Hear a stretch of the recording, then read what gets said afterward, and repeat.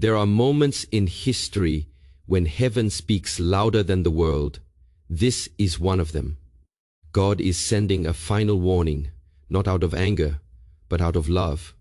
The question is, will we listen, or will we ignore the sign right in front of us? You know, one of the greatest challenges of the human experience is not that we cannot hear, it's that we choose not to listen. Throughout history, divine messages have echoed through time. They came through prophets, through teachers, through the quiet voice of conscience, and even through the patterns of nature itself.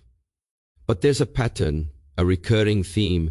We keep hearing the call, yet we delay our response.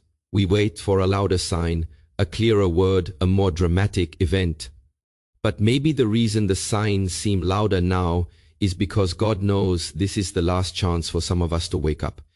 If you look back, every major spiritual shift began with a warning, not a threat, but an opportunity. In the days of Noah, the people were given a clear message: a storm was coming. But they were too consumed with daily life, business, entertainment, comfort, to take it seriously. Not because they were evil, but because they were distracted. And that's the danger today. Not that we've turned into villains, but that we've become numb. We scroll through endless information, we chase success, we fill our lives with noise. And yet in all of that, we've lost sensitivity to truth. God has always used repetition as a sign of mercy. When He speaks the same message again and again, through events, through people, through circumstances, it's not because He's impatient, it's because He's patient. The repetition is His compassion. It's His way of saying, I haven't given up on you yet. But at some point, if the message is continually ignored, the repetition stops. Not because God stopped speaking, but because we've stopped listening. Psychologically, this mirrors how awareness works. In mindfulness training, there's a concept called habituation. When we're exposed to the same sound repeatedly, say the hum of an air conditioner, our brain tunes it out. We stop noticing it even though it's still there. Spiritually, the same principle applies. When truth becomes familiar, it loses its impact. We hear about love, faith, repentance, purpose, but these words no longer move us. We've heard them too many times. So the real challenge isn't that the message is hidden, it's that it's become too familiar. That's why divine warnings often come wrapped in disruption. When the comfortable rhythm of life is shaken, when something unexpected happens, that's not punishment, it's intervention. It's God breaking through the noise saying, wake up, pay attention, this moment matters. The discomfort is the message, the tension, the uncertainty, the crisis, all of it is an invitation to awareness. Philosophically speaking, every warning is an act of grace disguised as disruption. When something unsettles you, it's often because there's something within you that needs to realign. The purpose of divine warning is not to scare you into obedience, but to guide you back into balance, mentally, emotionally, spiritually. Because before destruction comes disconnection. And the further we drift from truth, the more warnings we receive. So when you notice the same message showing up in your life, through conversations, through challenges, through inner restlessness, don't dismiss it as coincidence. Pay attention. Life has a way of repeating its lessons until we learn them. The call has been repeated for a reason. It means there's still time to respond, still time to realign, still time to listen. But remember this, awareness that doesn't lead to action is still a form of ignorance. Hearing without transformation is the same as silence. So the question is not whether God is speaking, it's whether we will finally listen. Because the message hasn't changed. The only thing that's changing is time. When we look around today, it's impossible to deny that something is shifting. The world is not the same as it was a decade ago, not even the same as it was a few years ago. And while many see chaos, uncertainty, and decay, I want to suggest something deeper. What we are witnessing is not the world falling apart, but rather the world revealing its true state. The illusion of control is fading, and what remains is truth, raw, unfiltered, uncomfortable truth. Throughout history, every civilization that lost its moral compass eventually faced a breaking point. The pattern is ancient. Comfort breeds complacency, complacency breeds confusion, and confusion invites collapse. What's happening now is not random. It's the inevitable result of a humanity that has been living disconnected from nature, from truth, from the divine. When a system loses alignment, it begins to shake. And that shaking is not destruction, it's correction. From a psychological perspective, chaos often arises when an individual or society resists necessary change. Think about it. When we refuse to confront the truth within ourselves, that truth doesn't disappear. It manifests as conflict, as anxiety, as imbalance. On a global level, that's exactly what we're seeing.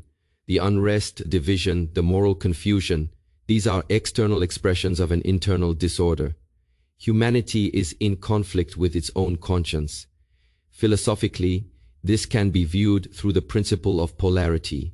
Every extreme naturally moves toward balance. We are reaching a point where the extremes of selfishness, greed, and moral relativism have stretched reality to its limit. Something must swing back.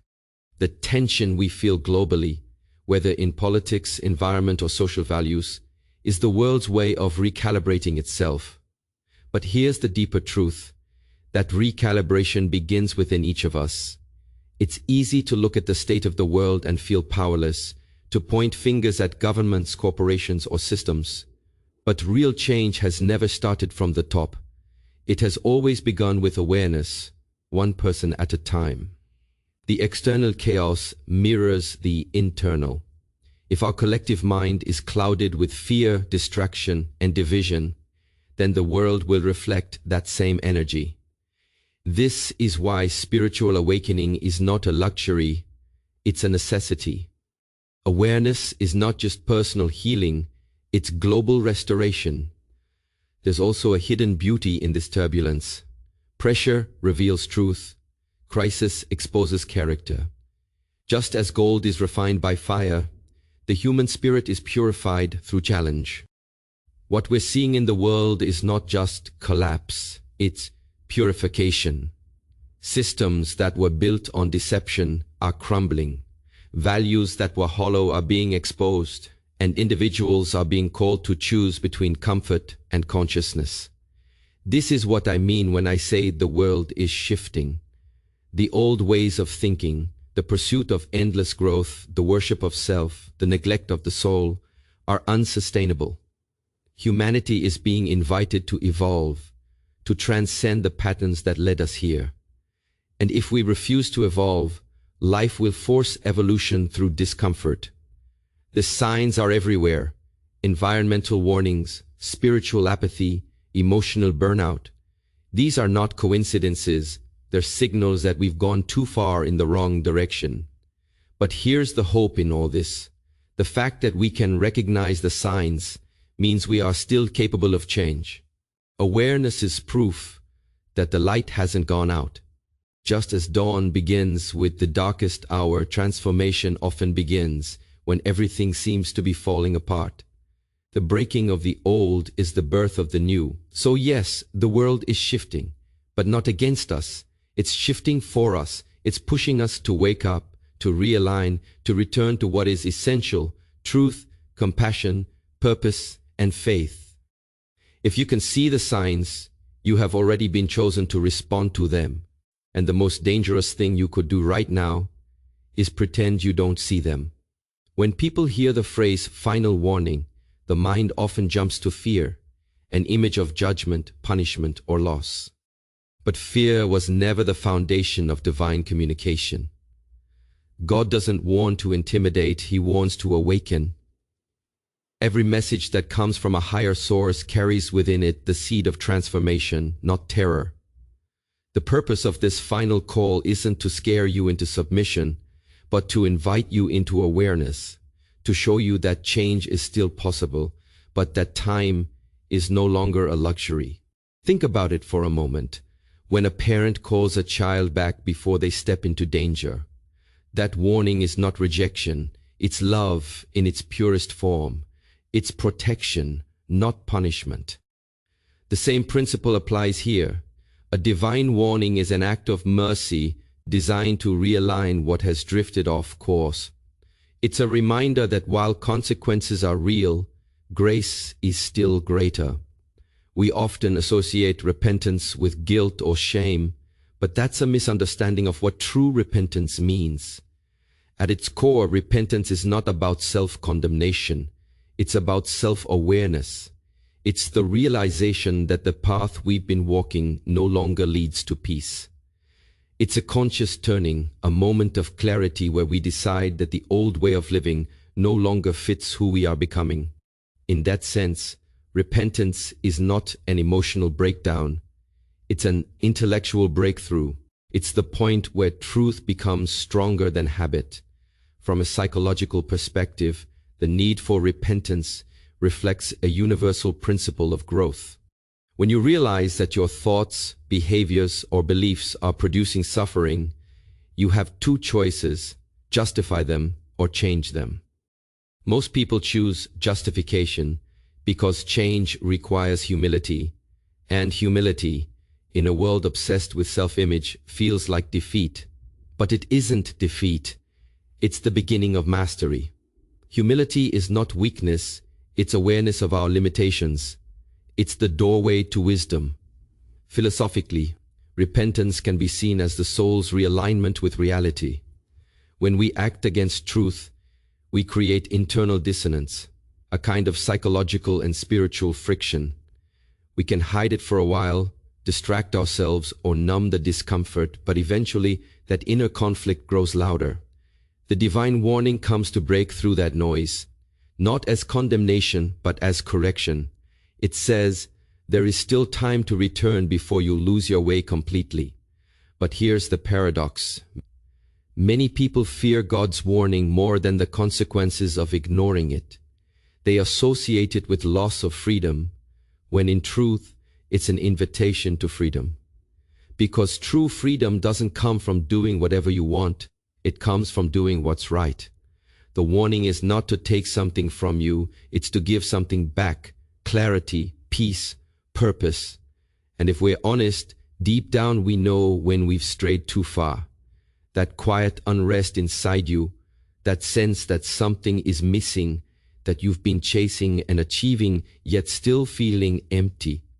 That's not depression, that's direction. That's your soul whispering, come back. God's warning often doesn't come as thunder, it comes as stillness. It comes as that persistent thought you keep trying to ignore. The truth is, repentance is not about running from who you are. It's about returning to who you were meant to be. It's remembering your original state, before fear, before pride, before confusion. It's the realization that even after all the mistakes, all the detours, you are still being called back. That's grace. So if this message feels uncomfortable, let it. Discomfort means something inside you is moving, and movement is life. This is not a message of fear, it's a moment of decision. Because while fear paralyzes, conviction activates. And if you can feel that conviction stirring right now, that's not me speaking to you. That's the sign you were waiting for. Don't run from it, respond to it.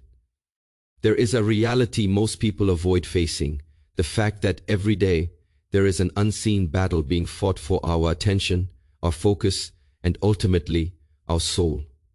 This battle doesn't take place in the physical world. It happens in the mind.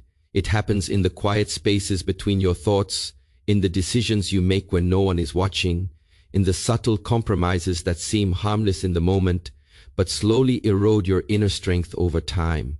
And that's what makes this battle so dangerous. It's invisible, but it's constant.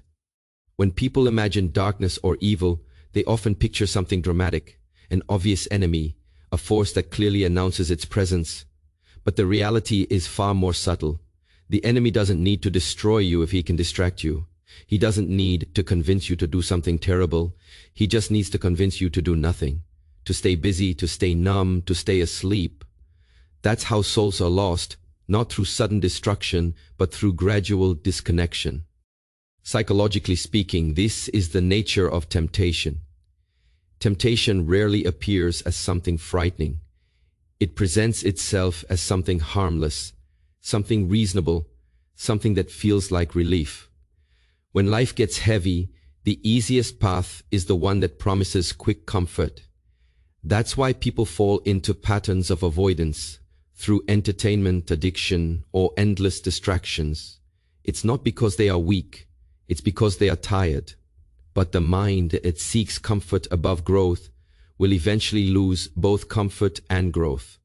Philosophically, this struggle is about awareness versus illusion. The mind that is unaware becomes vulnerable to manipulation. Every time we act unconsciously, when we react out of habit, emotion, or fear, we surrender a small piece of our freedom. The ancient wisdom traditions understood this well. They taught that liberation doesn't begin with power, it begins with perception. To see clearly is to resist deception. Awareness is not just spiritual, it's strategic. The problem today is that we live in an age of overstimulation and under-reflection. We are constantly connected but rarely conscious. The world around us has mastered the art of distraction through media, technology, and noise. Every notification, every trend, every new demand on our attention is a small tug pulling us further from stillness, further from clarity. And when the mind is constantly busy, the soul grows silent. This silence is dangerous because it's easy to mistake it for peace when, in truth, it's spiritual fatigue. That's why the ancient texts warn us to guard the heart. The heart represents your inner compass, your values, your awareness, your ability to discern truth from deception. If that compass becomes corrupted, it doesn't matter how far you travel, you'll always end up lost. The battle for the soul, then, is not about choosing between good and evil in some grand, visible way. It's about choosing awareness over ignorance, purpose over distraction, alignment over indulgence. In every small moment, the mind is a battlefield, but you were never meant to be a casualty. You were meant to be a warrior, disciplined, awake, grounded. And the first victory in that war is not over the world, but over yourself. To master your inner world is to reclaim your freedom. To control your thoughts is to direct your destiny.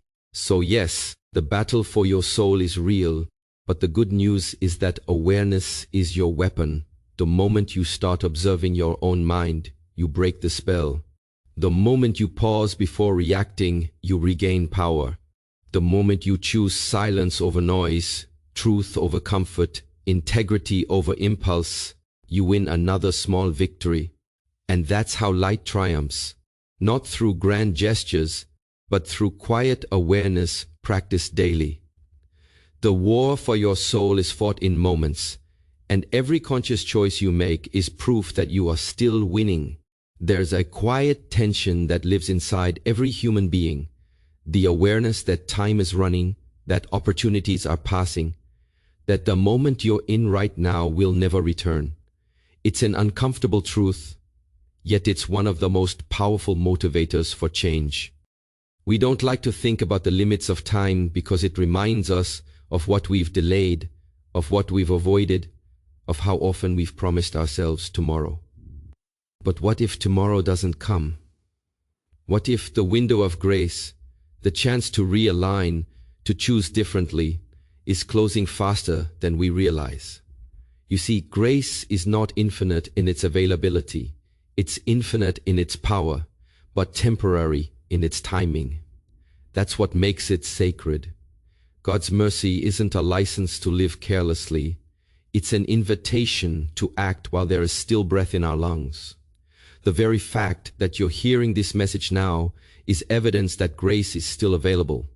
But just as seasons change, so do opportunities. And the longer we postpone transformation, the harder it becomes to awaken when the time comes. Psychologically, we understand this through the principle of adaptation. The more we repeat a behavior, whether good or bad, the more it becomes part of our identity. Every time we ignore a conviction or silence a moment of truth, we reinforce spiritual apathy. It's like building walls inside the mind. Each ignored opportunity to change adds another layer of resistance. Eventually, the heart grows numb, and the voice of truth becomes faint. That's why warnings grow louder over time. They're not meant to frighten you. They are meant to break through that thick wall of indifference we've built with habit. Philosophically, this is about understanding the fleeting nature of existence. Time is not just a physical measure. It's a spiritual currency. Every moment spent unaware, ungrateful, or unaligned is time spent in debt to your own potential. The wise don't fear the passing of time. They fear the waste of it. Because wasted time doesn't just take from your life. It steals from your purpose. The world around us constantly preaches delay. You have time, you can change later, you'll figure it out eventually. But the truth is, that mindset is one of the greatest illusions of our generation. We live as if there's always another chance, as if the door will always stay open. Yet history, both collective and personal, shows us that windows close, seasons end, and silence eventually follows those who ignore the call for too long. But there's beauty in this truth too. The urgency of time can awaken us to presence. When you realize that every breath is a gift, that every sunrise is another chance to begin again, you stop living passively. You stop waiting for the perfect moment to change, because you understand that the perfect moment is always now. Every second carries the potential for transformation, but only if you have the courage to act. And that's the essence of grace, not just forgiveness, but opportunity. Grace says, you still can. It's the gentle whisper reminding you that your story isn't over yet, that even if you've wandered far, there's still a way back. But that window doesn't stay open forever. Just like light fades from the horizon, there comes a time when delay becomes denial. So, if you feel that inner stirring, that quiet conviction that something needs to change, don't postpone it. Don't wait for life to force you into awareness through pain. Choose awareness now, while you still have the freedom to do so. The door of grace is open today, but it's not guaranteed tomorrow. And perhaps that's the greatest sign of all. Not that time is ending, but that opportunity is, because grace is a gift, not a guarantee. And once you understand that, you stop wasting time and start redeeming it. At some point, every person reaches a crossroads, a moment where the choice is no longer between good and bad, but between awareness and avoidance. It's the point where truth stands quietly before you, waiting for your response. And make no mistake, your response determines your direction, because every truth that's ignored becomes harder to recognize the next time it appears. That's the quiet law of consciousness. What you respond to grows stronger in you, and what you resist fades from your awareness. Life has a way of reflecting your decisions back to you. Every action, every hesitation, every compromise creates a ripple that eventually returns. You can't escape the consequences of what you consistently choose, not because the universe is cruel, but because it's honest. It simply mirrors the state of your being. When you choose awareness, you expand. When you choose distraction, you shrink. And the most dangerous part is that you don't notice the shrinking while it's happening. You only notice it when you wake up one day and realize that your passion is gone, your clarity is gone, your connection to something higher has gone quiet. That's what happens when response becomes delay. Philosophically, this is the essence of freedom. The understanding that choice is both your greatest power and your greatest responsibility. No one can choose for you. Not even God forces the will of a human being. Love allows choice because love honors freedom. But freedom without awareness becomes destruction. That's why this moment matters. Because you are being invited to choose consciously, to decide who you want to become from this point forward. Psychologically, Every choice reinforces identity. The mind constantly looks for evidence to confirm what it believes about itself. When you act out of fear or indifference, you tell your subconscious, "This is who I am." When you act with intention and faith, you tell it, "I am capable of growth." Over time, those repeated signals become your reality. So when God presents a final warning, it isn't about punishment, it's about identity.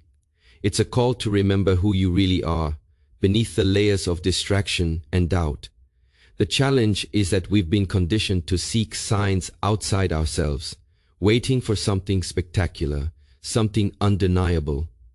But in truth, the sign is already within you. It's the uneasiness you feel when you know you're not living in alignment. It's the conviction that whispers in moments of stillness. It's the discomfort that tells you the life you're settling for is smaller than the one you were meant to live. That's the sign. And ignoring that inner signal is the most dangerous form of self-deception, because you can't claim ignorance once awareness has been given. So this final message isn't just about prophecy or warning. It's about awakening to responsibility. The future you experience will always be shaped by the decisions you make in awareness today. That's not just a spiritual truth, it's a psychological law. You can't create peace by living in contradiction. You can't claim purpose while resisting truth. Every choice either strengthens your connection to the divine or distances you from it. But here's the beauty. Even in this final call, there is grace. You are not being condemned, you are being invited. Invited to choose differently, to live consciously, to respond while you still can. The world doesn't need more believers in words, it needs believers in action, because transformation isn't proven by what you feel, it's proven by what you do next. And maybe that's the heart of this entire message, that God isn't asking for perfection, only for participation. To step forward, to respond to the truth you already know but have been postponing. So if you're standing at that crossroads tonight, remember this: hesitation is still a choice, silence is still a response, and the absence of decision is a decision. You already know what needs to be done. The question is, will you act on it before the moment passes?